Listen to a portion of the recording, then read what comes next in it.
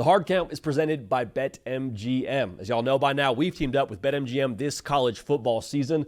We'll be using their lines to make all our picks, and we'll have special offers for all of you each week. Now, when you join BetMGM, you get access to a variety of parlay selection features like same-game parlays, live betting options, and more. If you haven't signed up yet for BetMGM, use bonus code HARDCOUNT, and you'll get up to $1,500 first bet offer on your first wager with BetMGM. Here's how that works. 1, download the BetMGM app and sign up using bonus code HARDCOUNT. 2, deposit at least $10 and place your first wager on any game. Step 3, you'll receive up to $1,500 in bonus bets if your bet loses. Just make sure you use bonus code HARDCOUNT when you sign up. Let's make this college football season 1 for the books. Let's make it legendary. Let's get to the show. Welcome into the Hard Count presented by BetMGM with the dust settling on an elite National Signing Day. I would call it early National Signing Day, but I think everyone with the pulse understands the early signing day is just a signing day. This is the show for college football fans that understand you got to bring your best stuff in the month of December. Like we are here for the regular season. That is what has our heart and soul as college football fans. That's what this great sport was built on, y'all. But when it comes time to win ball games, I appreciate the gritty effort and the grittiness that goes into winning fourth quarter games, but you got to be throwing some gas off the mound. That's exactly what we expect to do on this show. If you're just now finding this show, welcome. It's exactly what it looks like. It's college football year round by college football sickos for college football sickos. Let's not waste too much more time, though. I want to jump into what we usually would do on a Wednesday. However, with National Signing Day being on Wednesday, changed up the rhythm of the show a little bit. So what's being missed here for a couple of these conference title matchups? Let's unpack it together. Let's start with the game in Atlanta. What's being missed in Georgia versus Alabama? For Bama, I think what's being missed is you found something in the run game. Everyone's talking about Ty Simpson, us on this show included, hand up. Everyone's talking about the receiving core and what's going on with Ryan Williams and the gritty call by Kalen DeBoer. I'm sitting back saying, man, if Bama found something in the run game, like it looks like they found something in the run game, go for over 100 yards against Auburn, even in a loss to Oklahoma, Daniel Hill downhill 4 yards a carry will take that and feel great about it. If Bama found something on the ground now, look out. Now, it's not going to be easy to run the football against Georgia, but the reason why this is so important to make sure we say it out loud, if Bama has a legitimate threat in play action in their bag, oh my gosh. Because that means you give extra real estate on the back end to a Jeremy Bernard, to a Latsier Brooks. Also, it gives a clearer picture to Ty Simpson. It just makes everyone's life easier when you can run the football. Like running the football is like being rich. I can't say this with absolute certainty because I'm not rich personally at this point in my life, but it just makes everybody's life better. It makes everything easier. It makes you have to worry about less things and makes other things, I'd have to believe here, a touch more enjoyable, like throwing bombs downfield to the receivers I just mentioned. So if Bama can find something in the run game, like they found something in the run game these last couple of weeks against Georgia, okay, now, here we go. Here we go, because they didn't really run the football that well against Georgia the first time around, like we've talked about here a couple of times. But if they can move the line of scrimmage, it's going to be another loss added to the column for Kirby Smart against Bama, and we'll talk about that record here in a matter of moments. But for Georgia, I think what's being missed for the Dogs is that a group of skill players that they had in Athens in this first round. I think they've progressed a lot since that game. You go back and look at the numbers here. Gunnar Stockton, we mentioned a couple of times. He, I think, has progressed even since that game. I think Georgia trusts him more even since that game. It's his second SEC start ever when they played that first round. Now, I know the Tennessee game happened before, so I'm not dismissing that, but you understand the game against Alabama is probably a little bit of a different feel to it. You go back to those numbers, only 4 wide receivers caught a pass against Alabama in round 1. 4. 2 of those 4 receivers caught 1 ball. Zach Branch had 3 catches on the day. I'm not telling you Zach Branch is just going to go crazy in this spot and be the difference for Georgia, but I think we're kidding ourselves a little bit if we don't think that Georgia has gotten more comfortable with who they have in that wide receiver room, whether it be Humphreys or Zachariah Branch or a Noah Thomas, who's been phenomenal in relief of a Colby Young. Like, there's a lot there for Georgia that I think needs to be analyzed a little bit more closely. Because if Georgia can force the issue throwing the football, if Georgia gets a hotter start, if Georgia gets a hotter start in those previous 2 matchups against Kalen DeBoer, maybe that game breaks differently. Because we told you before, Georgia spotted Bama 14 points in that matchup this year. They spotted them 28 points in the matchup the year before. In both games, Georgia came back to lose by 1 score. So going back to what I said here, if that group of skill players, just the receiver room in general, if they have a little bit more juice to them, if they're more comfortable and they can get their traction earlier in this football game, could see a different outcome than what you've had the last 8 tries if you're Kirby Smart. Now, that's the thing that's being over-talked about in this game. This is usually a what's being missed, what's being under-talked about segment. What's being over-talked about, an irresponsible narrative to me, is Kirby Smart's record against Alabama. You're going to hear it a lot. You've probably already heard it a million times over the course of this week. Kirby 1-7 against Bama. Kirby, does Georgia have a Bama problem? And when you look at that record, it's tough to say that Georgia doesn't have a Bama problem because the numbers are what they are. But I hear that, and quite frankly, I just don't care. I don't care because you know what? 6 of those 8 games were against the greatest coach in the history of the sport, against Nick Saban, so I think you take that with a grain of salt. Also, how many of those games had massive stakes to them? 2 of them were national title games, and you split there between Bama and Georgia, going 1-1. A bunch of them were SEC title games. One of them was a regular season, quote-unquote, game during COVID. That in itself kind of is an outlier in itself. You kind of put an asterisk next to everything that was the COVID season, in my humble opinion. A lot of them are one-score games. Like, you see where I'm going? It's not like Georgia's showing up and has a problem against an opponent they shouldn't have a problem with. Like, the ball bounces funny ways. It's shaped in a different way, and you got a bunch of 18 and 22-year-olds. This is a game of tremendous variance.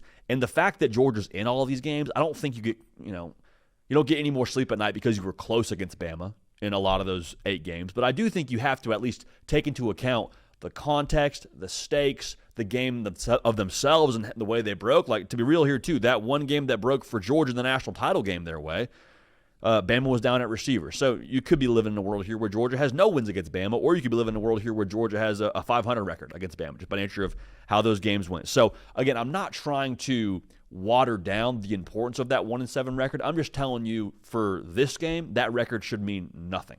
I promise you Kalen DeBoer's not talking about it. I promise you nobody in that locker room in Tuscaloosa is pointing to it as a reason why they're going to be successful on Saturday.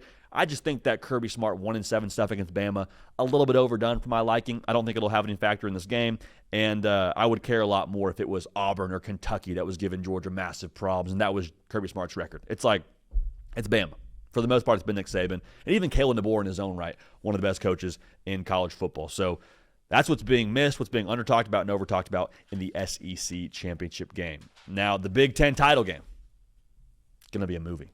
1 versus 2, Ohio State and Indiana. Think about this. If I told you 5 years ago Indiana was going to be the second-ranked team in college football and playing Ohio State for a Big Ten title game, and there wouldn't be any divisions in the Big Ten, you would have looked at me sideways, and deservedly so. But in this spot now, I think Indiana, the thing that's being missed with them, they present the most difficult challenge for Ohio State's defense that Ohio State has seen the entirety of this season. Now, I want to go back and highlight something that your boys said during the offseason when Ohio State hired Matt Patricia, and I have gradually, semi-gradually, backed off this take that Matt Patricia was not a good hire for Ohio State. Hand up, that's on me. I'm wrong on that. I will back off that fully that he was a bad hire. That has very obviously not been the case for the Buckeyes. They've got the best defense in college football. I was wrong about Matt Patricia not being a good hire for Ohio State. But within the context of that, one thing that I did say that I'm not all the way ready to back off just yet is that Ohio State and their goals are all about the 10% difference of winning a national championship and being out in the first round of the college football playoff. That is a 10% difference in my mind. And Ohio State's defense last year made that 10% difference. In this spot now, this will be the first true test for Matt Patricia's defense at Ohio State of how far along they are in that 10%. Because if you lose this game, you're still getting a bye in the first round of the college football playoff. It would suck. It'd feel sour. It'd make the Michigan win feel not as cool probably for you in some respects. But it's like Ohio State still has every single opportunity to win a national championship. But if you show up against Indiana and those receivers, the best you've seen all year, give you some problems. If Indiana gets to run the football a little bit, the way that Michigan started out running the football, Jordan Marshall, 35-yard gain to start the game. We're all like, holy, is this about to happen again? Was that defense all fugazi the entirety of the year? Wasn't the case. But Indiana, they've got multiple ways to attack you. And Indiana, too, what's not being talked about with them, they are a run-first football team. Indiana's averaging 5.5 yards a carry, over 220 yards a game. Now, I understand the percentages there are skewed a little bit because Indiana's beating the brakes off most people and just running the clock out in the fourth quarter. So 55% run, 60% run is maybe a little bit skewed. But I think the point stands the same. Indiana, if they can run the football, here we freaking go now. And they have the potential now, they have the personnel to get that done.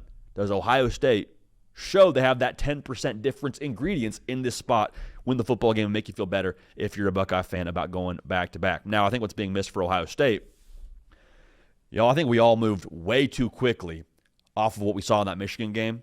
Like the movie poster for Ohio State has Julian Sayin on the front, Jeremiah Smith on the front, Carnell Tate on the front. It's got probably a cool title like Aerial Assault or something like that in theaters now, streaming everywhere. But when you look at Ohio State and what's going to allow them to win a national championship, I think it'll be a lot more of what you saw against Michigan, averaging 5 yards a carry. I think what's being missed is how violent Ohio State showed up in that game against a really good front seven for Michigan.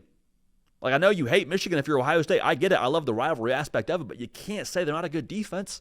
You can't say they're not a tough outfit up front. They're a top 15 run-stopping unit in college football.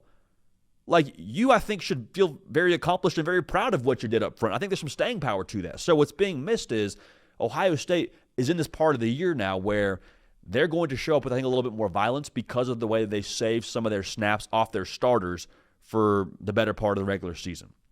We've said it many times on this show. The first part of the year, the drive phase for Ohio State of the race. Just get out of the blocks hot, beat Texas, beat Washington, beat Illinois, then get to that middle part of the year, just kind of float.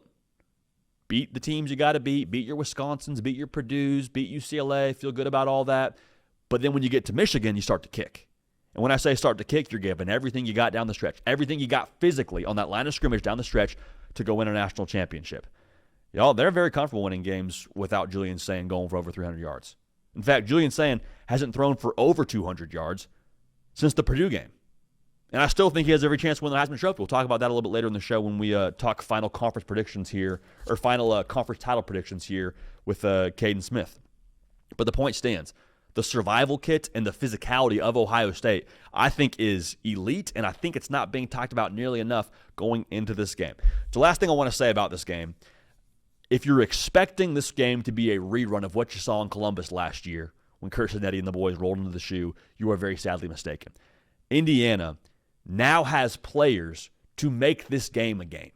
Last year, I don't think they did. Last year, I think it was workable schedule. I think it was the Cignetti magic. I think Curtis Rourke was a great get through the transfer portal. They had good players. They didn't have players to go toe-to-toe with Ohio State, and it showed up in that game.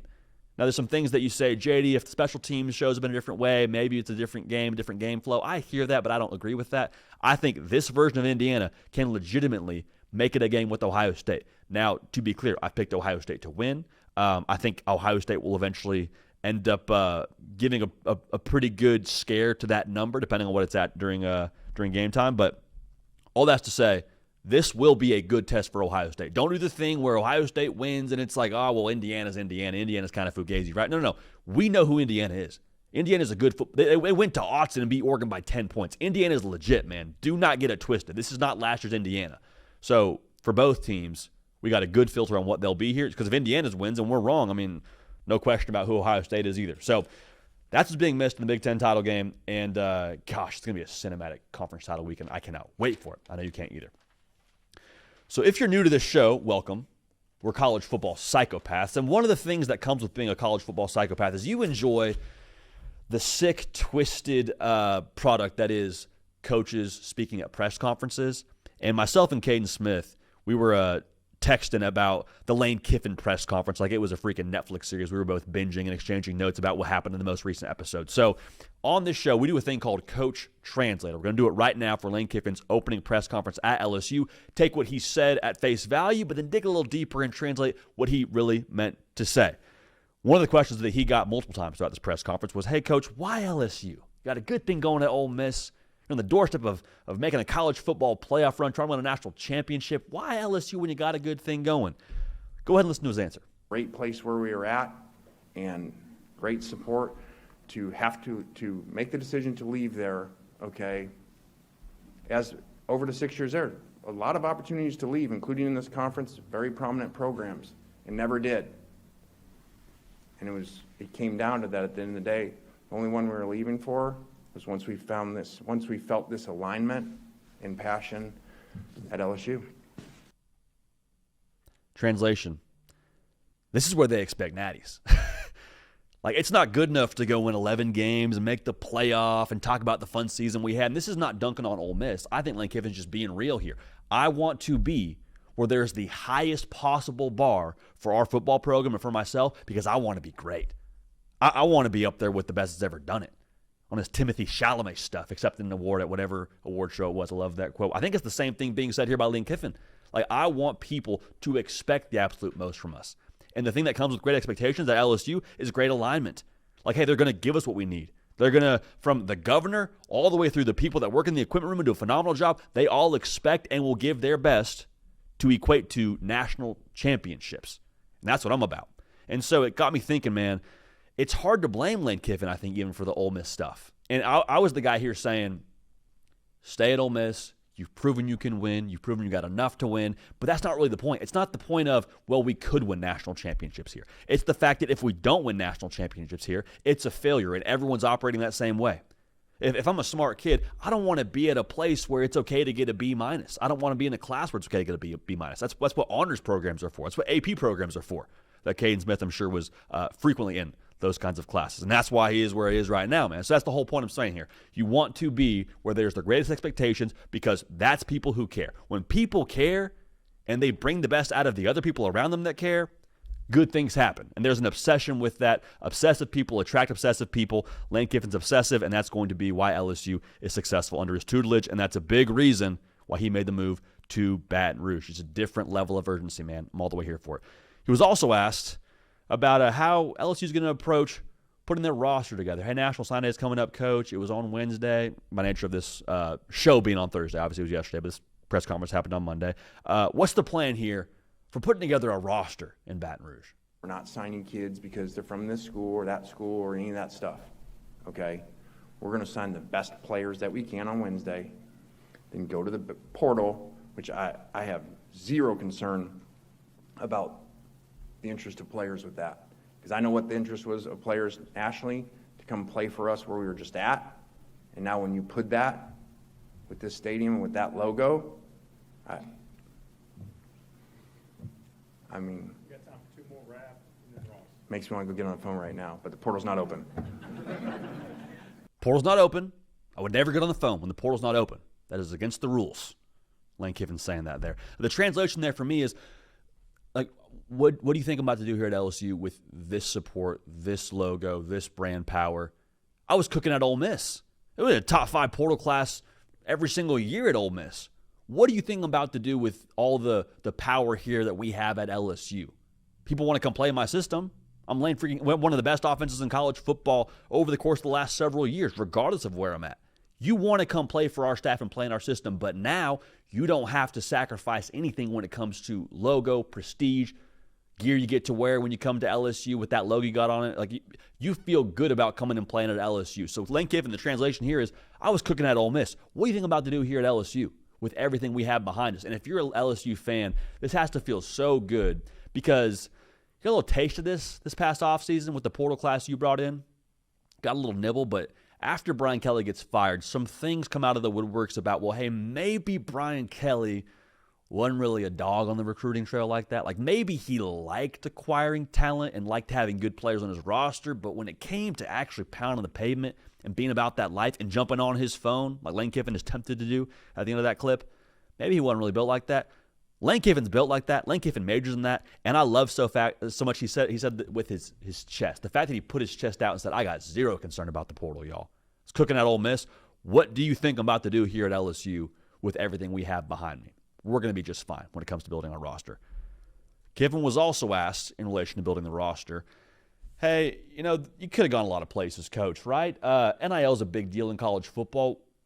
What did LSU tell you about how they're going to back you when it comes to NIL? And there's a great plan here. There's a great plan of how we can come together with what we bring and what players around the country want to play for us and play in our systems, and then have that support to be able to do that so that they want to play for us and they get taken care of financially, which obviously nowadays is the world of college football, and it's very important and critical to them, which it should be. And this was the best setup. So that definitely played a factor into it. Because I don't care what your systems are, without good players, they don't work.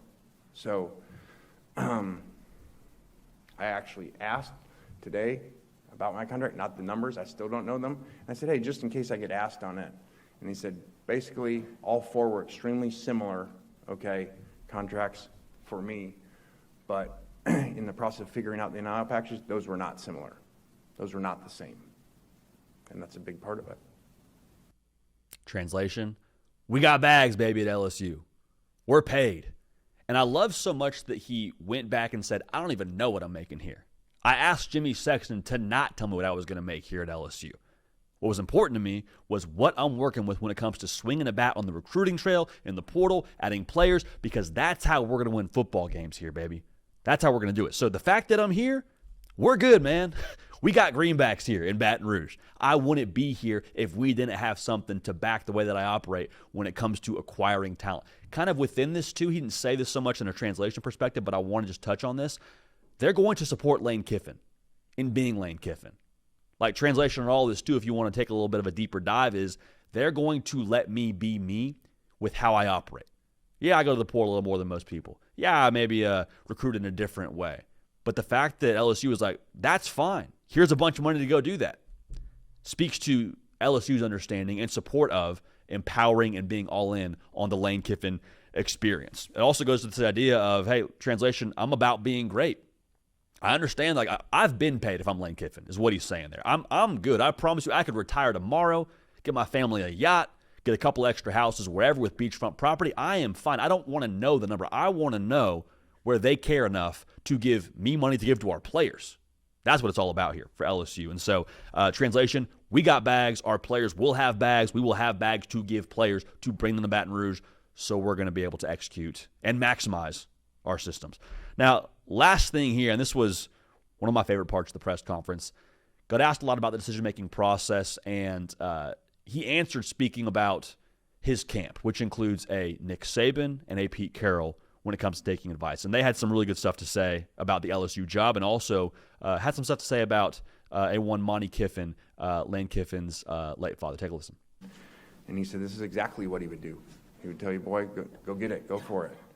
And, you know, Coach Saban kind of coached at another place in this conference, so I can't really say exactly what he said, but I'll say I think the world of Coach Saban, and I respect him, and so there's a reason I'm here.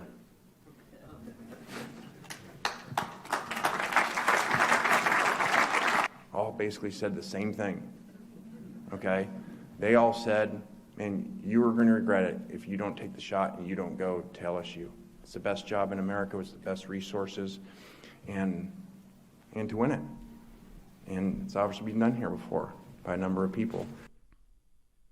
Translation, listen, I'm not going to out Nick Saban, but he told me it's a pretty sweet job. He's been here before. So, bro moved there by Lane Kiffin, not giving Nick Saban anything to deal with on the back end of that conversation.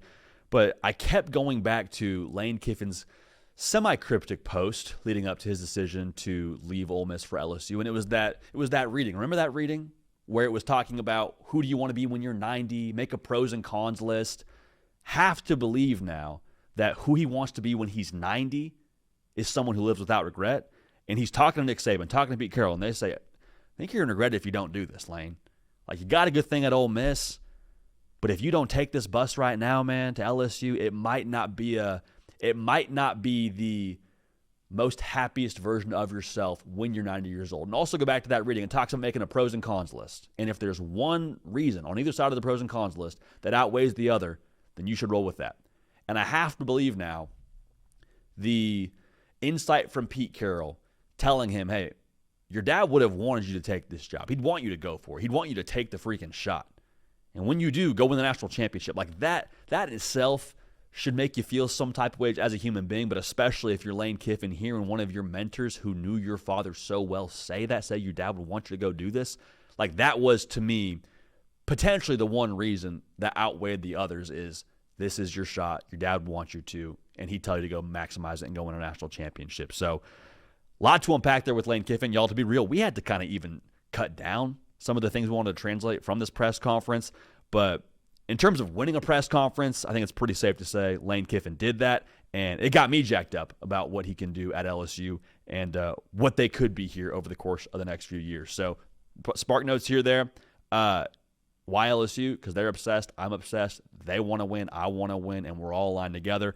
We're going to be just fine in the portal because we got bags and because I do this in the transfer portal. And also, why LSU? Taking the shot, man, like his dad would have wanted him to, according to Nick Saban and Pete Carroll. So another individual that I would say won a press conference, Jon Sumrall at Florida had his opening press conference. And listen, it's not about winning the press conference. Like, we had Pete Nagos on this show during the whole search for Florida, for their head coach rather. And one of the things that he highlighted was go get a ball coach. Don't get someone that's just going to win the press conference and not do the actual job when they get there. Well, good news for Florida. I think you got both. Because if I'm keeping score on a press conference, Jon Sumrall had the JV in and a running clock in the third quarter, but it is what it is. He was asked about how he's going to handle recruiting here when it comes to everything that Florida is and the opportunity there. And I thought he gave a really good answer. Check this out. I'm going to have an opportunity to recruit the best players in the country. Like, there's no reason why we shouldn't attract the very top end of the talent coming out of high school. And that excites me. I've had great players. I shared with the guys in the team meeting some of the names they've never heard of were no-star and two-star recruits that I've helped get to the NFL at Troy and Tulane. Man, what do I get to do with some 9-stars? Watch out. It's going to be a lot of fun. The 9 stars making their ways to Gainesville. Translation there, I'm about to cook, dude. I'm about to cook. You see what I'm doing at Tulane and Troy? And listen, your boy here was a proud 2-star. I don't even know how they gave me 2 stars. They gave me 2 stars, though, as a high school athlete. Jon Sumrall is winning with dudes like me. Here's the thing, too. In the conferences he's been in, that's kind of the profile you're drawing from. At Florida, there is no limit. The limit does not exist for what Florida can do on the recruiting trail. Shout out to the 9-star reference there from a one Jon Sumrall. What I'm gathering there is I'm 42-11 at 2 different places where it's a somewhat equal talent level, and we develop that talent that we bring in when it comes to how we evaluate. But we're in the state of Florida. We're going to go get our 9 stars. It's not going to be an even playing field. We're going to recruit at an elite level, and when we do that, I'm about to cook here, is what I'm gathering Jon Sumrall saying there. So from a Florida fan, listening to this dude talk, there were several people in the comment section of Florida's posting of his press conference.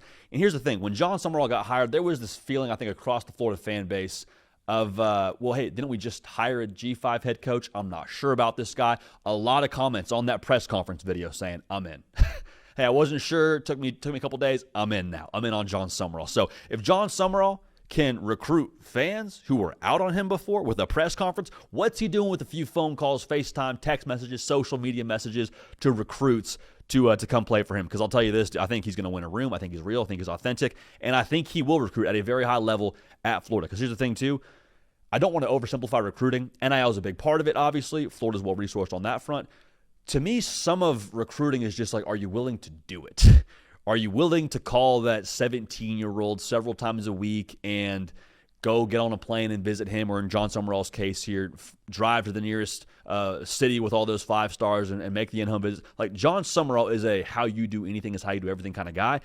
If he's doing recruiting, how he's doing that press conference, Florida's going to be just fine. So the translation, I'm going to recruit, and when I recruit, we're going to be set. And when we're set now, I've proven I can do more with less. I'm going to do more with more, and we will get more here at the University of Florida. And he was also asked about what they have on the roster right now, and he spoke to just how solid of a spot they are currently in Gainesville. Go ahead and listen to what Coach Sumrall had to say about the current state of his roster. I think we got some good football players. I watched that game Saturday before I went and played Saturday, and I'm like, hey, can I give the ball to number 13 10 more times? All right? Because, like, if the offensive coordinator didn't know what to do, that's a pretty good choice. We got some good young receivers here. Like, there's a lot of – I watched the defense, man. We got some dudes on defense. Like, we got some killers. And so, like, I'm fired up to coach those guys, and I think we're closer. We're going to do everything we can to win fast. I have a plan for how we can win long term, but, like, I want to win tomorrow and today and every day. Like, I already referenced my son. He's 12. When we play basketball in the backyard, he gets his butt kicked because I want to win. I'm not very patient. I respect the Florida fan base is not patient. They want to win right now, too. You got the right coach. I'm wired that way. I'm not comfortable having a plan to win and 8 years. I want to win tomorrow. So there's a couple things to unpack there. The first part of that is what he said about the roster. The translation there is, hey, this car is ready to roll right now, baby. Like, yeah, we had a flat tire or two last year. Yeah, maybe the individual in charge of driving the car or keeping up with maintenance in this car didn't maybe do the best job and get the most out of it. But I'm looking at this roster. I see some, in his words, I see some killers on defense. See Jaden Baugh getting 38 carries against Florida State. Spoiler alert, if Jon Sumrall is the head coach, he's telling Jaden Baugh to get 48 carries against Florida State. All right, so take of that as you will. The first part of that is the car is souped up. We got to keep these guys here. The recruiting trail for us starts in Gainesville. I got to walk down the hall here to this locker room and tell these guys to stay because we're going to do something good here at the University of Florida. So that's the first part. The second part is he spoke to the timeline when it comes to them winning. And I just respect Jon Sumrall saying it with his chest of, no, I want to win tomorrow. I want to win today. I'm not patient. And I don't think Jon Sumrall would say that just for the sake of winning a press conference. I think he's saying that and actually meaning that. Because there's some party that's maybe a little bit jaded and say, well, yeah, what are you supposed to say at a press conference? I want to win in 10 years. I hear that part of it.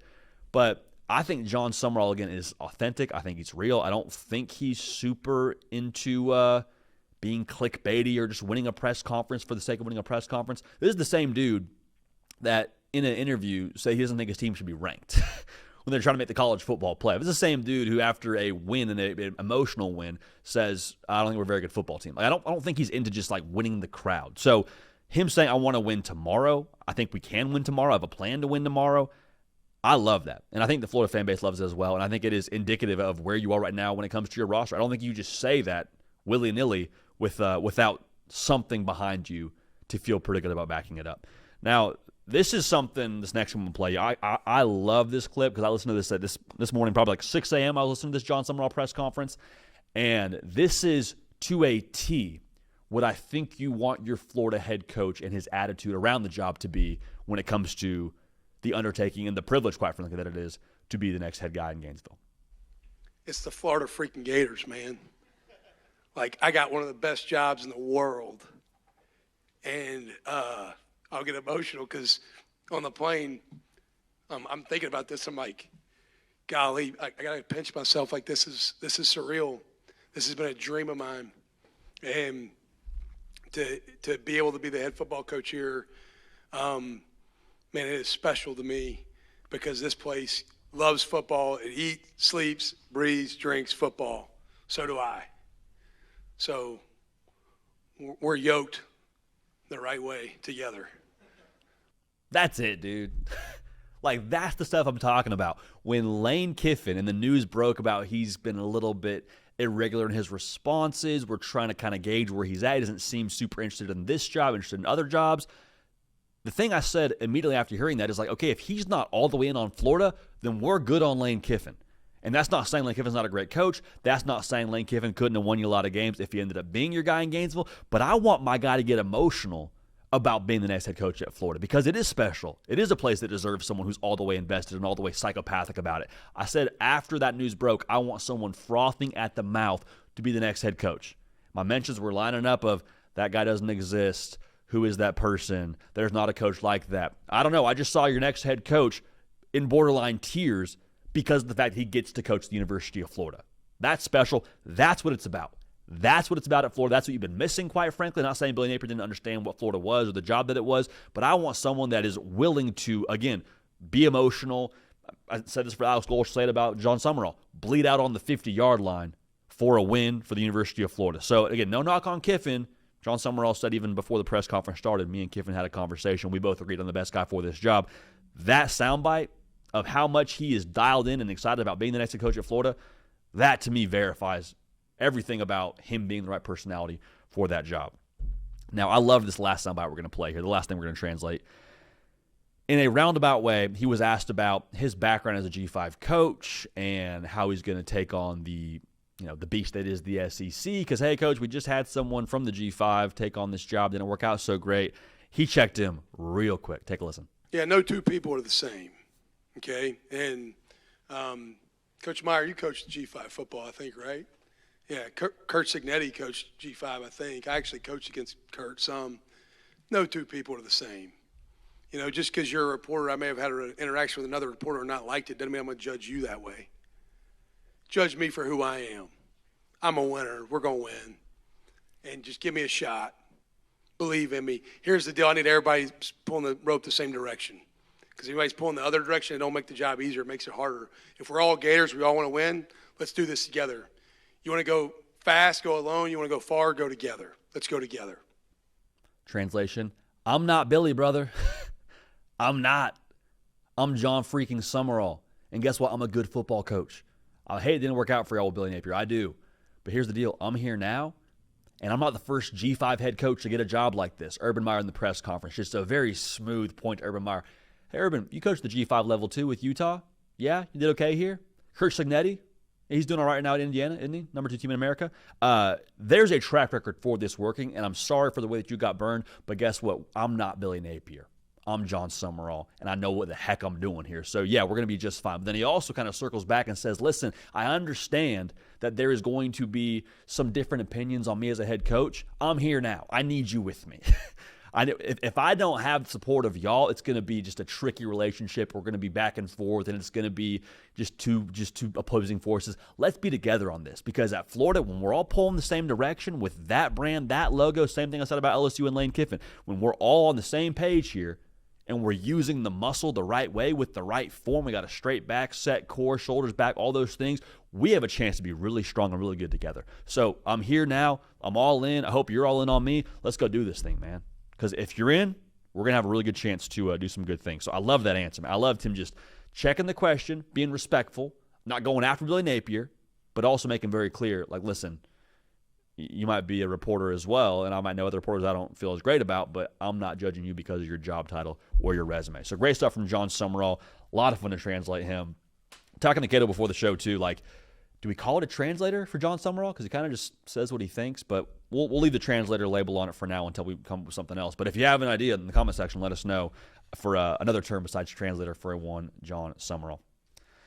All right, it's that time now, baby.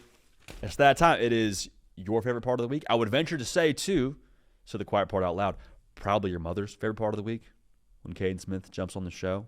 It's a good vibe. You might know him as Cato. Final predictions for conference title weekend. It's a glorious thing. No upset watch this week. I don't really think that's we'll see if Caden has a prediction for that. But without further ado, let's welcome on the man, the myth, the legend, producer of the Hard Count, and again has the hearts of different audiences all across our platform. Cato, what's going on, baby? How we living? I'm living good. I'm ready to run through the wall after all 4 of the walls in the studio, actually, after those press conferences, man. You talk about 2 dudes that'll just fire you up. If you're watching this as an individual video, thanks for watching, first of all. But go watch our coach translator, Jon Sumrall, Lane Kiffin, because a lot of new juice and energy for LSU in Florida this offseason. I can't wait to keep diving into that. But this is about conference championship week, right? Let's talk about the games of the weekend. It's going to be fun, man. But circle back on the translator stuff. I didn't realize that Lane Kiffin had the juice like that. Like he kind of brought a few different sound bites and bars. I was like, okay, I'm in. Yeah, and we can talk about that forever. You mentioned how we were texting back and forth about it. My last message to you was like, biggest takeaway, he had to take the job. Like, he had to go to LSU. And then you hear in the full press conference, you hear the president of LSU intro the AD and the AD intro Lane Kiffin. You can just feel the energy and how excited and how just we talk about the LSU fan base a lot and their care factor. The care factor in the building right now seems like it's never been higher, and Lane's the perfect guy for that. So it's just electric in there, man. Not to mention it seems like there's a little bit of money in that building too that comes with it. It was kind of radiating off of the powers that be that were speaking, and some of the laughs and claps you were hearing in that room. So a lot of good stuff for LSU, man. It's going to be an exciting offseason for them. I think they're doing okay financially in Baton Rouge. Yeah. Even with the bad of Brian Kelly, I guess they're doing okay. But Kaden, you mentioned it, conference title weekend, man. We usually would do an upset watch. I don't think that's probably the most appropriate, maybe is the right word to use for this weekend. But where do you eye? And I want to give you the floor, man. What's the number one prediction for you here for conference title weekend before we dive into a glorious Saturday of conference title games? Yeah, JD. I know earlier your prediction show, you chose Georgia to win the SEC championship. Yeah. I'm feeling like Stephen A. Smith after diving into this one. Give me Alabama. I feel like the Crimson Tide are almost underrated at this point. Number 10 team in the country. I don't think there's 9 teams better than them. And I didn't know what to look at. You can look at the last matchup. You can look at a lot of different things. I think once you get to this time of the year, you kind of got to look at a team versus their best opponent. What I looked at, JD, was last year's SEC championship game. Texas versus Georgia. Everyone remembers, goes into overtime, 22-19 win. Texas only rushed for 31 yards in that game, JD, and they went to overtime with the Dogs. We mentioned all season long, Alabama's kryptonite has been not really being able to run the ball. They weren't really able to do it really when they played Georgia in the regular season, and they still won that game because they had Ty Simpson.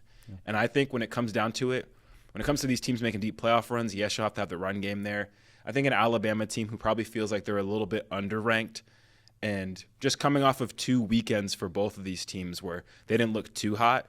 Georgia against Georgia Tech, didn't like the offensive output at all from Georgia, scared me a little bit. Yeah. Jordan-Hare Stadium gets a little crazy. Alabama was able to pull that one out. I like what I saw from Alabama more in that game. They actually showed the ability to run the ball. And I think Kalen DeBoer having the audacity to go for it on 4th and 2, put the ball in the hands of Ty Simpson for the game to put the nail on that one. I think last year, if you put Ty Simpson on Texas, Georgia might not be walking out of that Mercedes-Benz Stadium as an SEC champion. And I think this year, Ty Simpson will be the difference in the matchup once again when they play. And I think Alabama's going to do it, man. This game's not going to be perfect on the ground for Alabama.